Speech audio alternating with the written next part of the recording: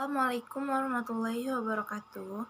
Di sini kami kelompok 2 akan mempresentasikan hasil kerja kelompok kami yang disusun oleh Lutfi Muhammad Azhar, Khairunisa Afredima, dan Amanta Fidela Mauliana yang berjudul Teori Perkembangan Psikososial dan Teori Perkembangan Moral. Yang pertama akan dibacakan oleh saya sendiri. Ya, di sini saya akan menjelaskan tentang teori perkembangan psikososial dan kepribadian dari Erikson. Yang pertama ada konsep menurut Erikson.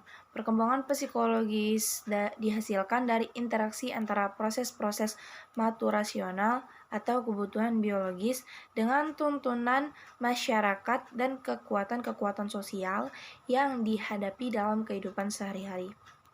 Erikson dalam membentuk teorinya secara baik sangat berkaitan erat dengan kehidupan pribadinya, dalam hal ini mengenai pertumbuhan egonya. Bagi Erikson, dinamika kepribadian selalu diwujudkan sebagai hasil interaksi antara kebutuhan dasar biologis dan pengungkapannya sebagai tindakan-tindakan sosial. Pusat teori dari Erikson ini mengenai perkembangan ego ialah sebuah asumsi mengenai perkembangan setiap manusia yang merupakan suatu tahap yang telah ditetapkan secara universal dalam kehidupan setiap manusia. Selanjutnya ada 3 dimensi ego menurut Erikson. Yang pertama, faktualitas adalah kumpulan fakta, data, dan metode yang dapat diverifikasi dengan metode kerja yang sedang berlaku. Yang kedua ada universalitas. Universalitas ini adalah berkaitan dengan kesadaran akan kenyataan yang menggabungkan hal praktis dan konkret dengan pandangan semesta. Yang ketiga ada aktualitas, adalah cara baru dalam berhubungan suatu dengan yang lain, memperkuat hubungan untuk mencapai tujuan bersama. Selanjutnya ada ciri khas psikologi ego dari Erikson. Yang pertama, Erikson menekankan kesadaran individu untuk menyesuaikan diri dengan pengaruh sosial. Yang kedua, Erikson berusaha mengembangkan teori insting dari Freud dengan menambahkan konsep epigenetik kepribadian. Yang ketiga ada Erikson secara eksplisit mengemukakan bahwa motif mungkin berasal dari impuls ID yang tak sadar, namun motif itu bisa membebaskan diri dari ID seperti individu, meninggalkan peran sosial di masa lalunya. Yang keempat ada Erikson menganggap ego sebagai sumber kesadaran diri sendiri. Saya Amanta Fidela Mauliana dengan NPM 20 50355 akan menjelaskan tentang tahap perkembangan. 1. Percaya dan tidak percaya pada usia 0 sampai 18 bulan. Karena ketergantungannya, hal pertama yang akan dipelajari seorang anak atau bayi dari lingkungannya adalah rasa percaya pada orang di sekitarnya, terutama pada ibu atau pengasuhnya yang sering bersama setiap hari. 2. Otonomi versus malu-malu dan ragu-ragu pada usia 18 bulan sampai 3 tahun. Kemampuan anak untuk melakukan beberapa hal pada tahap ini sudah mulai berkembang, seperti makan sendiri, berjalan, dan berbicara. 3. Inisiatif versus rasa bersalah. Usia 3 sampai 6 tahun, anak usia prasekolah sudah mulai mematangkan beberapa kemampuannya yang lain seperti motorik dan kemampuan berbahasa. Mampu mengeksploitasi lingkungannya secara fisik maupun sosial dan mengembangkan inisiatif untuk mulai bertindak. 4. Tekun versus rasa rendah diri, usia 6-12 tahun. Anak yang sudah terlibat aktif dalam interaksi sosial akan mulai mengembangkan suatu perasaan bangga terhadap identitasnya. 5. Identitas versus kebingungan peran. Usia 12-18 tahun. Pada tahap ini, seorang anak remaja akan mencoba banyak hal untuk mengetahui jati diri mereka sebenarnya. Dan biasanya anak akan mencari teman yang memiliki kesamaan dengan dirinya untuk melewati hal tersebut. 6. Keintiman versus isolasi. Usia 18-35 tahun. Tahap pertama dalam perkembangan kedewasaan ini biasanya terjadi pada masa dewasa muda, yaitu merupakan tahap ketika seseorang merasa siap membangun hubungan yang dekat dengan intim dengan orang lain. 7. Integritas versus keputusan. Usia 65 tahun ke atas. Pada fase ini, seseorang akan mengalami penglihatan kembali atau flashback tentang alur kehidupannya yang telah dijalani. juga berusaha untuk mengatasi berbagai permasalahan yang sebelumnya tidak terselesaikan. 8. Bangkit versus stagnan. Usia 35-64 tahun. Ini adalah tahap kedua perkembangan kedewasaan. Normalnya seseorang sudah mapan dalam kehidupannya. Kemajuan karir atau rumah tangga yang telah dicapai memberikan seseorang perasaan untuk memiliki suatu tujuan. Yang selanjutnya yaitu penerapan. A. Peran keluarga dalam perkembangan psikososial anak. 1. Pola asuh otoriter adalah suatu gaya pengasuhan yang membatasi dan menuntut anak untuk mengikuti perintah orang tua. 2.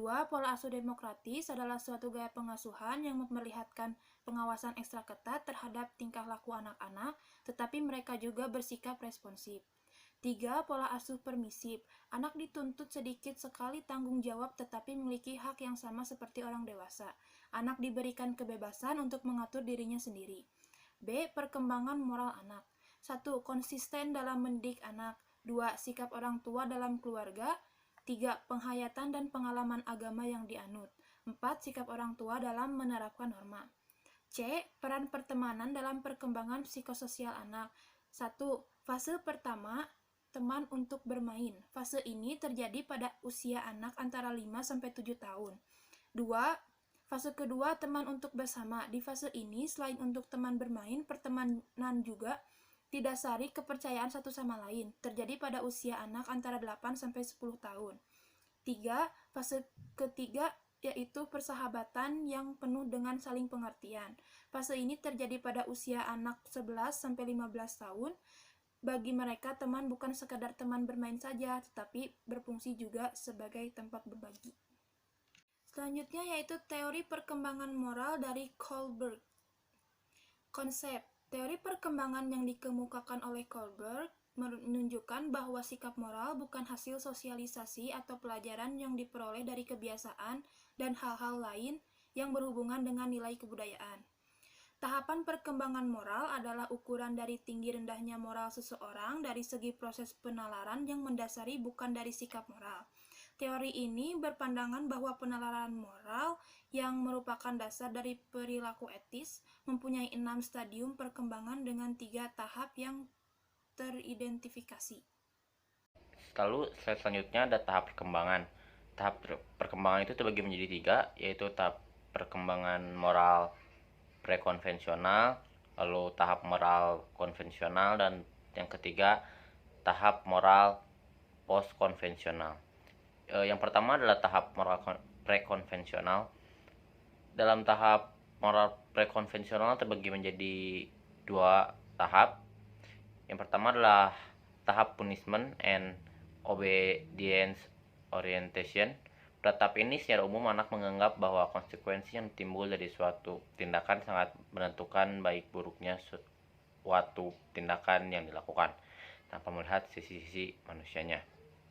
Lalu tahap yang kedua adalah tahap instrumental relativist orientation atau hedonistic orientation. Pada tahap ini, suatu tindakan dikatakan benar apabila tindakan tersebut mampu mempengaruhi kebutuhan untuk diri sendiri maupun orang lain, serta tindakan tersebut tidak merugikan. Lalu yang kedua, tahap tingkat konvensional. Tahap tingkat konvensional ini terbagi menjadi 2, yaitu tahap interpersonal concordance atau good boy, good girl orientation.